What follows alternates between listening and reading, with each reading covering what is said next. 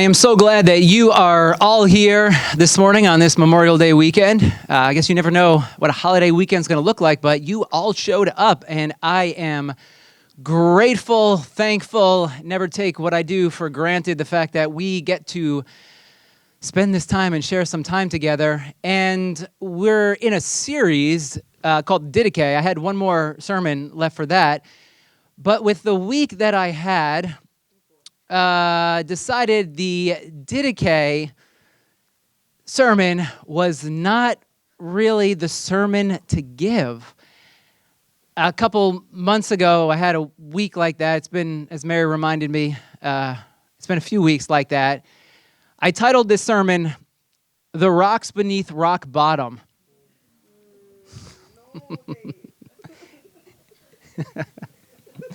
Now, I had a few other sermon titles in the running. Another one, maybe subtitled, "The Ongoing Saga of My Life."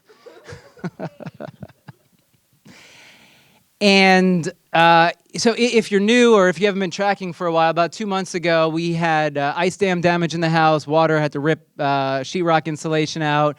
The whole exterior wall was buckling at that point, had to get ripped out. The whole foundation, the wood at the foundation was rotting, insect damage, mold, the whole gambit. Had to rip all that out. Been waiting on insurance for an extremely long time, living in a tarp in the back, removing everything out of that room. We looked like hoarders in the rest of the house.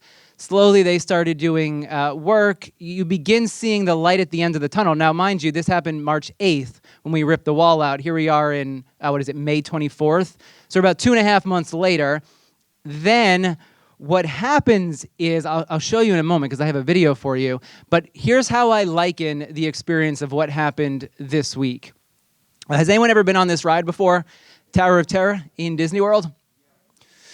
All right, a couple of weeks ago, or a month and a half ago, we were in Disney, and I had never gone on this ride before, but my wife knows I'm a Twilight Zone fan, and so Steph's like, you have to go on Tower of Terror if the opportunity arises.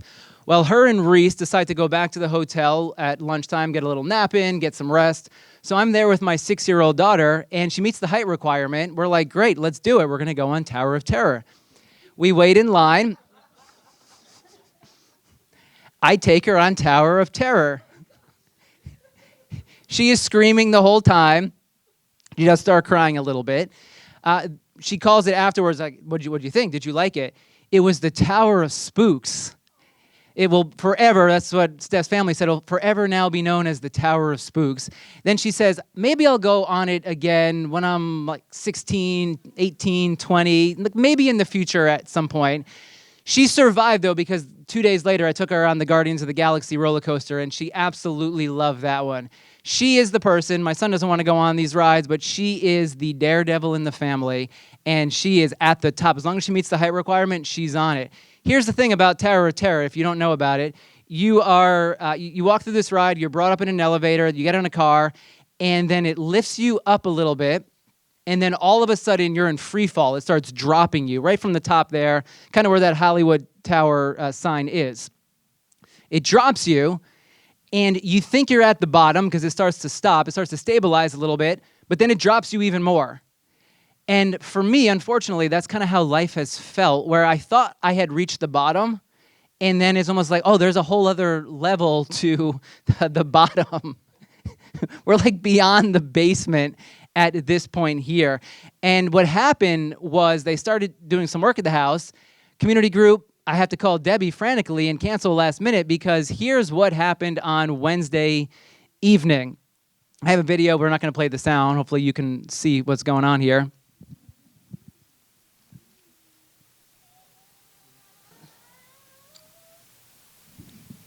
Yeah, so we have a finished hardwood floor in the room below where the work is being done. The roof wasn't covered properly in the midst of roof work. There was a storm, and the floorboards are swimming. They're saturated. Not only that, it went down into the crawl space, got a massive puddle in the crawl space. You can start to see the end of the work and realize you're going to be able to get back into your home, and then you have a setback. You ever feel like that in life where you've gone through something, you feel like you're getting out of it, you're emerging from that tunnel, from that dark period, and then something happens, there's this crazy force that just pushes you back in the tunnel, and the light that you could almost touch, that you could grasp, that you can see. It gets dimmer, it gets further away, and it's like a gut punch. It's demoralizing, I guess might be the way that you could say it. You're on that Tower of Terror, and you're like, oh, wow, we're still going down. I thought we were on the way back up, but apparently there's still further for us to travel in the downward position. And as I said, Didache sermon didn't quite work. Didn't necessarily want to give a sermon this week. I really toyed with the idea of asking a couple of friends to come and give a sermon. The week you just don't want to get out of bed when you have a week like that. But here's what I've been wrestling with, and I thought chances are many of us wrestle with these ideas as well, and I want to offer a bit of what's helping me get through and what I'm experiencing and what's happening, I guess, within me, and hopefully that will connect and help, because I had this sense, even though I didn't want to give a sermon, I had a sense that I had to give a sermon, that there was plenty that I was going through that needed to be offered, that needed to be shared with the rest of you that are all here this morning. And so here's kind of a bit of what I have been wrestling with. Well, how do you prevent your heart from becoming cold and bitter? You go through enough in life, it's very easy to become bitter. It's very easy to allow your heart to be hardened, to be cold. So how do you prevent that from happening? How do you give up, or how not to give up on the goodness of people? You have trust in people, but everything that we're seeing with the house, it's all mistakes that people have made, and it's hard to actually have trust and to believe in the goodness of other people. You ever been there before? You've been burned one too many times, and you're like, oh, there's no one else in the world that I can trust. Or what about this one? How do you still see good in the world? It's like that Tower of Terror ride. You're okay. There's a certain threshold that you're okay with, but then you move beyond that threshold and you begin to think, is there anything worth putting your faith in? Is there anything good to believe in this world? Or what about this? How do you stay committed to your path?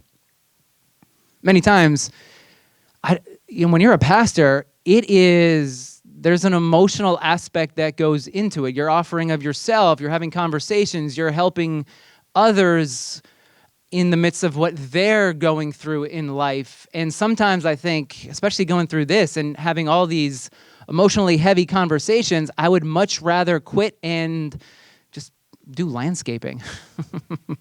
Or can I go to Whole Foods and just bag groceries for a little bit? Can we just remove that emotional burden for a little while? Because there's plenty of other things going on. But then there's this spark deep within that you would never really be satisfied with that path. It might feel good in the moment, but in reality, you know that you'd be missing out on your calling and the thing that you have been invited to do, the gift that you have to offer the world. So how do you, in the midst of all the hardships and challenges that we face, how do you stay committed to your true path, the path that God is inviting you down? Now, there's 3 particular scriptures that have been floating around in my head throughout the week. Let me read them to you as we go along, and I'll share some insight into how they have been helping me through this week and I guess 2.5 months of pure misery, we could say. But hey, I'm still laughing. We're all still here. Luke chapter 5.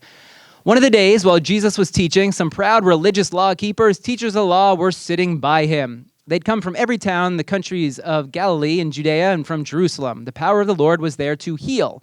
Some men took a man who was not able to move his body to Jesus. He was carried on a bed. The crowd was so large, there was no way through. They looked for a way to take the man into the house where Jesus was. They couldn't find a way because so many people, and so they made a hole in the roof over where Jesus stood. Now, unfortunately, when I read this, because of my experience, what I start to wonder is, when they cut the roof, was there asbestos in it? Was there any mold growing in that roof? Did they contain that area well enough and put enough plastic up so that Jesus and everyone else sitting there was not exposed to any of the harsh elements from when they cut that roof open? That's where my mind goes on that one. Then they let the bed with the sick man on it down before Jesus. When Jesus saw their faith, he said to the man, "Friend, your sins are forgiven." Here's what I want to draw your attention to. Jesus saw what? Their collective faith. Not necessarily the faith of the man on the mat, the faith of all the friends together. You will not make it through the challenges, the hardships that life throws your way on your own. You can be the strongest person. You can have tremendous faith, but in reality, you need their faith. You need the faith of others to get you through. That's why church is so important. That's why having friends, people that you can rely on, that you can text, that can call, that will walk with you through everything that life goes your way, because you'll be that man on the mat at some point in your life. You won't be able to get up, and you will need their faith, the friends, the faith of others, the actions of others, the words, the encouragement of others to bring you up to that roof, to cut a hole in that asbestos-laden roof, and then to drop you down right to the feet of Jesus. Here's some wisdom from my friends over this week, because luckily, throughout this experience, I have made many friends with particular contractors that know what they're doing and that have helped me through and offered wisdom and advice. When this happened, I started reaching out, like, what do I do? What do I do at this point? Well, here's how one conversation went on Wednesday evening. Oh, here's one wisdom. I forgot. We have to add this here as a disclaimer. So write this down, because here's one piece of the wisdom. You have to fill your life with voices of truth and solidarity, and of course, comedic relief. And you have to remove the anxious and negative voices, or at least limit them, because sometimes you can't totally remove people from your life. They just have to be there. So you have to learn to limit those voices of anxiety and negativity and fill your life with people that will speak truth and encouragement to you, and comedy. So here's how one conversation went when I reached out to one contractor. Whoops, wrong way here. He goes, "Dave, I really don't know how you're still talking to me. I don't know how you're still standing. I feel like every single time I get a call from you, something else has happened." Then he goes on and he says something to this effect: "What did you do in your previous lives?"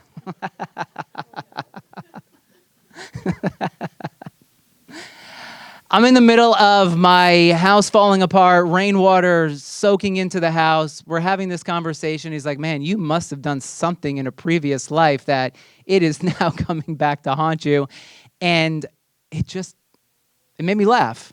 Realized there's worse things in life. Like, yeah, this is bad, but there's worse things in life. And at least I have someone who was making a joke about the thing. And now, obviously, you need to have someone who knows when to make a joke, because there's an appropriate time when to make a joke, when to make light of a situation, and then there's certain times in life when comedy is just not the right thing, totally off color, and you don't need that in your life.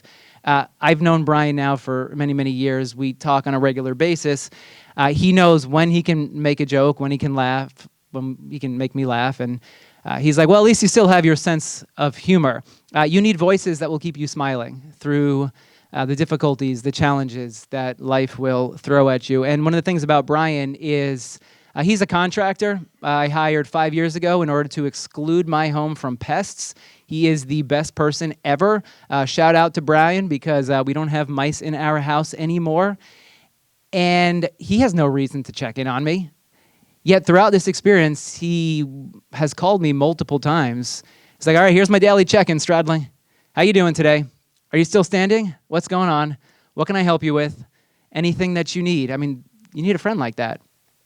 Someone who's just going to randomly call, text, check in, and say, "No agenda. I got nothing. I just want to see how you're doing. You still standing? You need some levity? You need some comedy in your life? You need someone to talk with for a little bit?" And then here's one of my other friends, Anthony. A couple weeks back, Anthony gave me this advice, and this was before this happened. After I sent him a video, the same video I showed you, the word he used to describe what's going on: "I am flabbergasted." You don't use that word very often. I mean, he had no words. But here's the advice that Anthony gave me, and this has been helping me over the past couple of weeks, and my hope is that it helps you as well. Weather the storm. The storm beats people up. It hurts. It's painful. It's exhausting. It's all those things.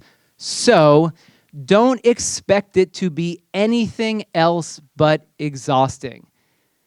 It's even more exhausting when you think what you're going through shouldn't be exhausting. So when you're going through something difficult, you need to acknowledge this is going to be difficult. This is going to be exhausting. The sooner you come to grips with that reality, the easier it will be to actually walk through it. You don't have to be amazing through it. When I read this, it's as if a weight lifted. Because for me, I want to be amazing through everything that I do in life. Every single season in life, I want to be amazing. My son was born, our firstborn. I decided to give a series on Revelation. I thought, and read Infinite Jest by David Foster Wallace as well, which what in the world was I thinking reading that book and giving a series on Revelation in the midst of having our first child, yet I wanted to be amazing through it all and say I could handle it. You read this, you don't have to be amazing. When you're going through something difficult in life, take the pressure off yourself. Have a friend like Anthony who will speak some grace and peace into your life. Take the pressure off to say, you don't have to be amazing through what you're going through. You just have to keep moving through the storm. And then he sends me this picture.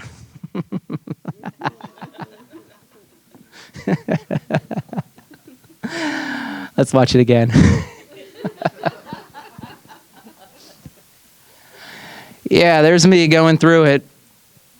You ever feel like that? I feel like that sometimes. Yeah, we all feel like that sometimes. You need that voice who is going to say, it's going to be hard. I'm here with you in it. And you don't have to be amazing. You just need to show up. You just have to be present. Like I said, I didn't want to give this sermon this week, but I kept having this sense, just show up and just talk about what you're going through. It was this overriding sense where initially I was thinking, let's get another speaker. Of course, I need the emotional break, but yet, no, just show up and trust the Spirit. You don't have to be amazing through it. Just be present. That's what we all want anyway. People that are present with us through the highs and lows of life. And honestly, you're always more amazing in your own head than you are to everyone else anyway, so whatever. You want solidarity, not answers. Notice, so far up till this point, and as you'll see this continues because I have some more wisdom from my friends, no one was giving me answers about why this was happening. Whenever anyone tries giving you an answer or a reason as to why this is going on, move them to the side. That's a voice of anxiety. I once heard someone say, if you're going through a difficult moment and someone starts quoting Romans 8:28, which is that God works all things for your good, if someone starts quoting that, leave them to the side. They can't walk with you through the pain that you're going through. And I like that advice because there's no answers. Like, yes, God is present with you in those moments, but the last thing you want to hear is that, well, there's some master plan behind all of this. You don't want to hear what that master plan is. 10 years from now, you can look back and see what God was doing in your life, but in the moment, you need solidarity. Someone simply present with you through what you're going through. And you want someone to offer grace rather than just keep going. Be amazing. You need to just be strong through this. No, it's okay to stumble your way through it. It's okay to just lie down on the mat and let others carry you for a bit. It's okay to take a rest. It's okay not to be amazing. It's okay to not have it all together. It's okay not to give your best sermon when you're going through all these different experiences in life. And that's what we all need to hear. There's grace. And be kind to yourself and allow others in the Spirit to carry you. Now, here's Dean. Dean is the remediation. He's the owner of the remediation company. He's become a great friend of mine.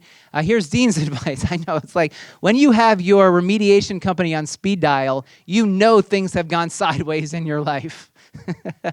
Hey, Dave, he's like, and Dean, I mean, his voice, he's like James Earl Jones with his voice. He's like, hey, Dave, can't even go that octave. Don't have a breakdown And he says this, you've been through worse than this before. You'll get through it. I love that. He's like, Dave, this is nothing. Yeah, it's annoying. It's frustrating. But you've been through way worse than this. You're going to get through it. And he goes, well, we'll help you. Like, we'll take care of it for you. This is all fixable stuff. You can fix this. It's going to be okay. It's going to take a little longer, obviously, to put everything back together and get your house back together. It might cost a little bit more money, but you're going to get through it. You've been through worse. So you need voices that remind you of what's true. Like, yeah, you've climbed mountains before. You've been in valleys before, and you've gotten out of them. And you're not going to be alone through it. When you're going through moments in life like this, you need voices that will just remind you of that, which you already know, but you tend to forget. Because sometimes the darkness clouds over any light, and you need those voices that will speak truth. And then another conversation, because I called him multiple times that night. One of the contractors was like, hey, Dave, that's a live electric wire there in the water. You probably should get out of there, and you shouldn't be shop vacuuming the water there while you're standing there. Otherwise, you're going to be the straddling that was. So I called Dean. I'm like, Dean, this guy told me to get out of there. What? He's like, just get out of there, Dave. He's like, there's nothing more you can do. The damage is already done. And he goes, your wife and your kids need you. In other words, don't electrocute yourself and then leave your family without you there. Just get out of there, Dave. It's over. You have done enough at this point. So you need voices that remind you of what's important. Staying there to shop back a little more water, not that important. Continuing to preserve my life, to spend time with my family and be there when my kids grow up, that's way more important. What happens is when you're going through moments of suffering, hardship, it's as if it reorients your priorities. And it reminds you of that which truly matters. And some of the things that mattered before, they really don't matter any longer. You realize, well, those things aren't as important. This is really what matters. And I don't know if I'm getting older, or I don't know if I just keep going down in that elevator. Whatever it happens to be, one of the things that I'm learning over these past couple of months is I'm learning what really matters in life. And I do see my priorities and values are shifting. Some of the things that I thought were really, really important, I'm realizing they don't really matter as much as I thought they mattered. And some of the things that they mattered, I'm now realizing they matter more than just a little, if that makes sense at all. You go through something, and it's as if things begin to shift a little bit, and you want to invest more time in certain areas, certain priorities, and you want to take time away from some of the other things that you were investing in. I mean, Sammy was talking a little bit about this last week with distractions, and I think when you go through a period in life when you have to be laser focused in order to get through everything that has to get done, your priorities shift and you realize what are distractions and what really is important. And I started thinking about this one ever since Wednesday. This one's been on my mind. Well, what good is it for someone to gain the whole world yet forfeit their soul? Jesus speaking in Mark 8:36. And sometimes we forfeit our souls for things that don't really matter. We seek after money and just growing our bank account or status, having a set number of followers on our social media accounts, crafting that perfect image for people, and spending crazy amounts of time making sure we either have the right filter or the right angle, and giving the world a certain image of who we are. And we spend so much time with some things that really don't matter. And what ultimately ends up happening is we lose our souls in the process. Sure, we gain what in the eyes of the world looks like what's really important, but in reality, we miss out on what it means to live a life and what it means to be a follower of Jesus. I mean, if anything, what this has taught me is you can be a follower of Jesus in your head, quoting all the right things, or you can be a follower of Jesus in your heart and your actions. And there's a huge difference between the two. And I think what Jesus calls us is not an intellectual faith where we can believe the right things, but a faith that actually transforms how we live and treat others and how we show up in the world. So yeah, you can go after the things that the world finds important, but you lose yourself in the process. Then you look back 15, 20 years later and wonder, what in the world happened to me? It's never too late to make a change.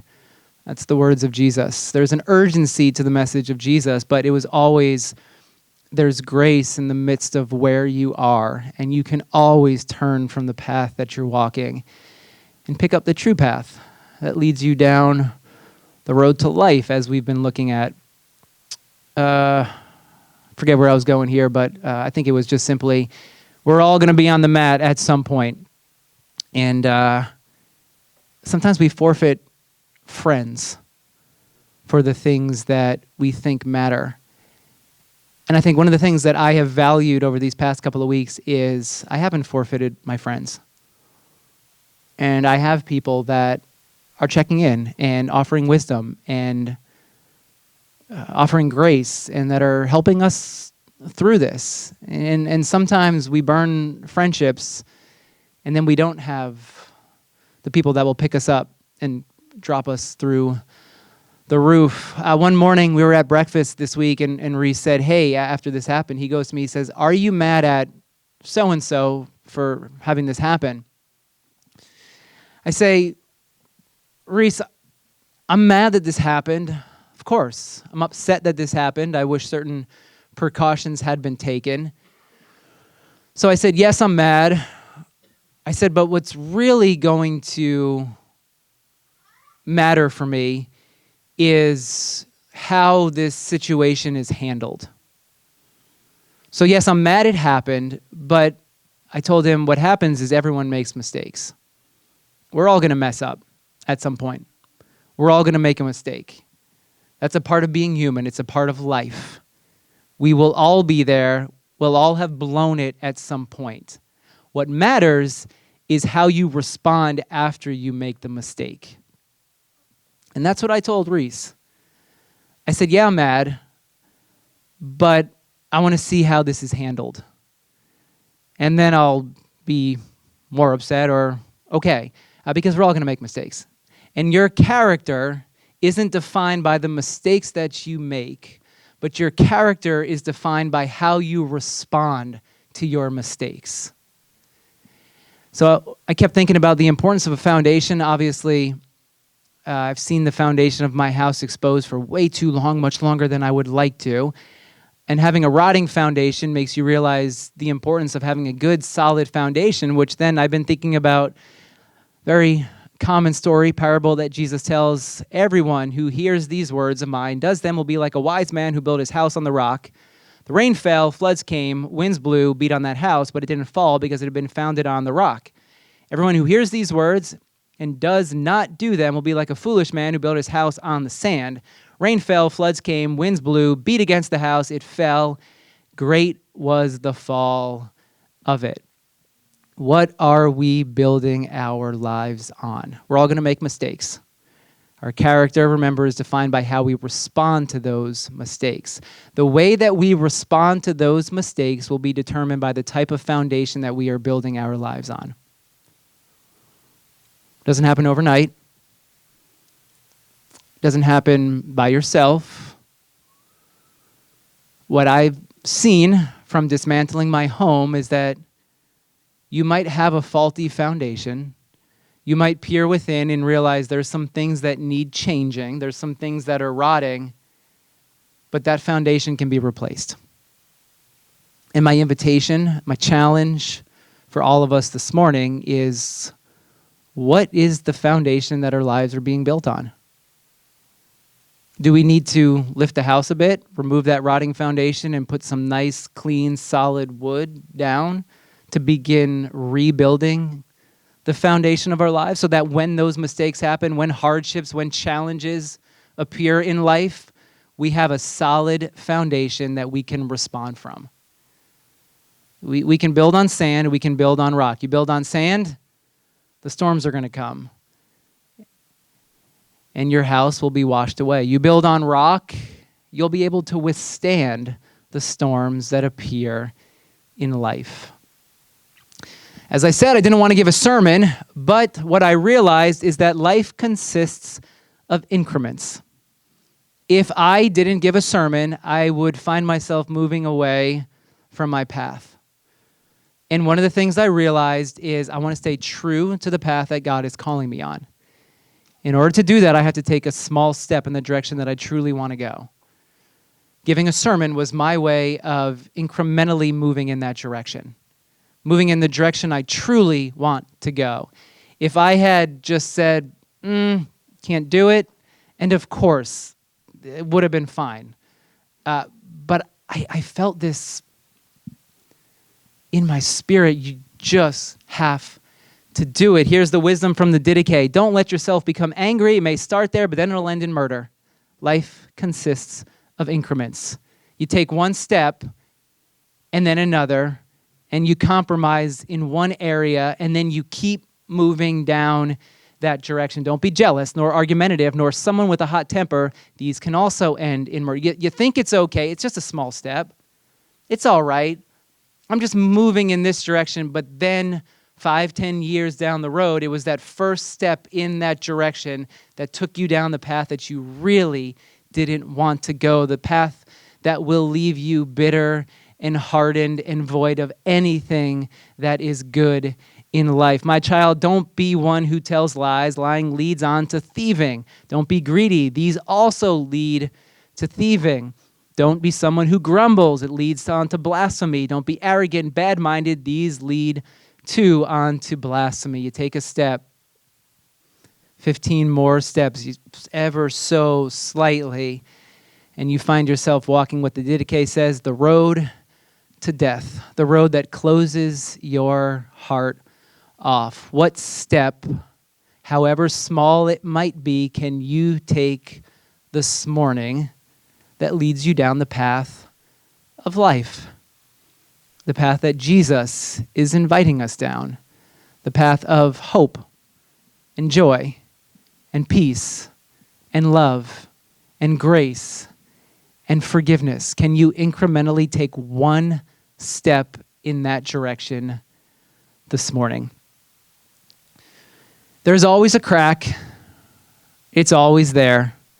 Sometimes you just need to look really hard for it. That's what I've been doing this week. Looking for the cracks of daylight. They're there. And yeah, some days you need to look a little harder, but they're there. And I've realized as I have focused on the light, that which is good and honorable and praiseworthy and admirable, as Sammy taught us last week, and that sermon helped me get through this week, as I have focused on those things in life, I feel the elevator slightly begin to rise. I think I'm still below rock bottom, but hey, at least we're working our way back up, and we'll get there. And wherever you are, you'll make it through. Whatever you're going through, you'll be okay. And you'll look back 5, 10, 15, 20 years later and realize you were changed in that process, but that you weren't alone, that the presence of Christ is with you. The church is with you. There's others who are with you. And if you find yourself on the mat, it's all right. Just be there on the mat. Don't try to get up. Just lay there. Allow others to do the heavy lifting. And then feel yourself be lowered to the feet of Jesus so that you may find the healing that your heart needs.